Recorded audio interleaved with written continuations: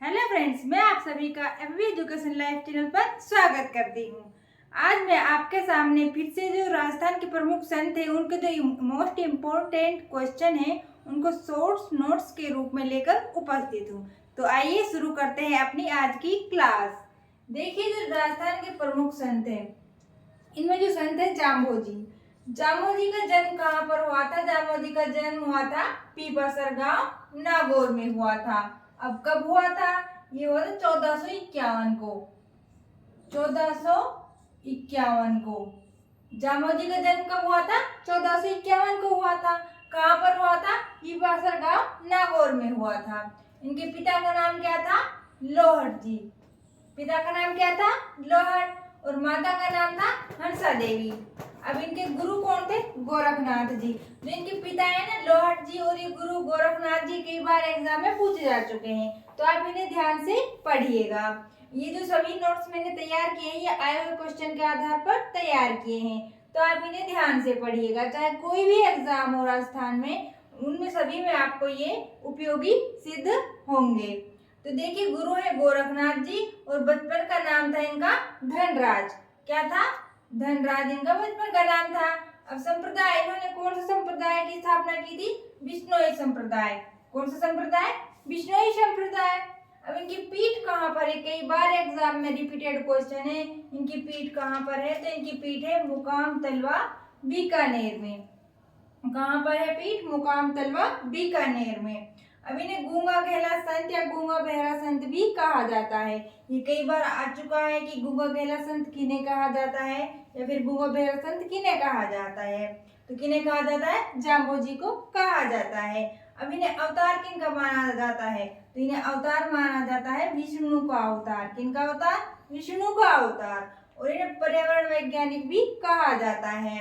अब इनके ग्रंथ कौन कौन से? ये ग्रंथ कई बार पूछे जा चुके हैं। तो इनके ग्रंथ हैं जम्ब सागर, जम्ब संहिता, विष्णु धर्म प्रकाश। और इन संप्रदाय, संप्रदाय कौन सा? इनका संप्रदाय कहाँ पर है? विष्णुई संप्रदाय, समराथल गांव बीकानेर में। अब इनके मोक्ष प्राप्ति कहाँ पर हुई थी जाम्बोजी को? तो इनको मोक्ष प्राप्त हुई थी लालासर गांव बीकानेर में। अब कई बार पूछे जा चुके हैं क्वेश्चन, तो इन्हें ध्यान से पढ़िएगा। अब इनकी समाधि कहाँ है? इनकी समाधि है मुकाम तलवा में। उनके इन्होंने नियम दिए थे। कितने नियम थे? 20 + 9 नियम दिए थे। अगर क्वेश्चन ये आता है कि कुल कितने नियम दिए थे, तो 29 नियम दिए थे। और कई बार ये आता है कि इन्होंने नियम दिए थे 20 + 9 नियम दिए थे। ठीक है, ये हो गए अपने संत जाम्बोजी। अब जो नेक्स्ट, और इनका उपदेश स्थल, इनके उपदेश स्थल क्या कहलाते हैं? सांथरी। सांथरी या साथरिया इनके उपदेश स्थल कहलाते हैं। इनका मेला कब भरता है? तो इनका मेला भरता है आश्विन अमावस्या। आश्विन अमावस्या और फाल्गुन अमावस्या को इनका मेला भरता है। अब जो अपने नेक्स्ट संत है वो है जसनाथ जी। ये संत भी मोस्ट इम्पोर्टेंट है, इनसे भी क्वेश्चन बनते ही हैं। तो इनका जो जन्म हुआ था जसनाथ जी का, वो कहाँ पर हुआ था? कतरियासर गांव बीकानेर में हुआ था। इनके पिता का नाम क्या था? इनके पिता का नाम था हमीर और माता का नाम क्या था? रूपा दे। इनके गुरु कौन थे? इनके गुरु थे गोरखनाथ जी। और संप्रदाय, संप्रदाय कौन सा चलाया था इन्होंने? इन्होंने संप्रदाय चलाया था जसनाती संप्रदाय। कौन सा संप्रदाय? जसनाती संप्रदाय चलाया था। इनकी पीठ कहाँ पर है? इनकी पीठ है कतरियासर बीकानेर में। इनके ग्रंथ भी कई बार पूछे जा चुके हैं, तो आप ध्यान रखिएगा। इनके ग्रंथ है सिंभुधड़ा कोंडा। ये अभी कोई एग्जाम हो तो उसमें पूछा गया है, तो इन्हें आप ध्यान रखिएगा। इन्होंने तांत्रिक थे, उनका घमंड चकनाचूर किया था। तो इन्होंने किनका घमंड चकनाचूर किया था? लोह पांगल तांत्रिक का जो घमंड इन्होंने चकनाचूर किया था। अब इन्होंने वरदान दिया था। किनको दिया था? इन्होंने वरदान दिया था बीकानेर के शासक लूणकरण को। किनको? लूणकरण को इन्होंने जो वो है राजपाट प्राप्त करने का वरदान दिया था। अब इन्होंने नियम कितने दिए थे? ये क्वेश्चन भी अभी किसी एग्जाम में पूछा गया है। इन्होंने कितने नियम दिए थे? 36 नियम दिए थे। किसने? जसनाथ जी ने 36 नियम दिए थे। और जाम्बोजी ने कितने नियम दिए थे? 29 नियम दिए थे। इनकी प्रमुख अन्य पीठ है पूर्णासर। पूर्णाक्षर में इनकी पीठ कई बार पूछी जाती है कि इनकी कौन सी पीठ है, कौन सी पीठ नहीं है, तो ध्यान रखिएगा। तो इनकी पीठ है पूर्णाक्षर, लिखमादेशर, बमल, पांचला और मालासर, ये इनकी पीठ है। जो अपने नेक्स्ट संत हैं वो है लालदास जी। लालदास जी का जन्म कहाँ हुआ था? धौलीधु अलवर में हुआ था। इनके पिता का नाम क्या था? इनके पिता का नाम था चांदमल और इनकी माता का नाम क्या था? समदा। अब इन्होंने कौन सा संप्रदाय चलाया था? इन्होंने चलाया था लालदासी संप्रदाय। इनकी प्रमुख पीठ कहाँ पर है? तो इनकी प्रमुख पीठ है नंगला गांव भरतपुर में। कहाँ पर है? नंगला गांव भरतपुर में इनकी प्रमुख पीठ है।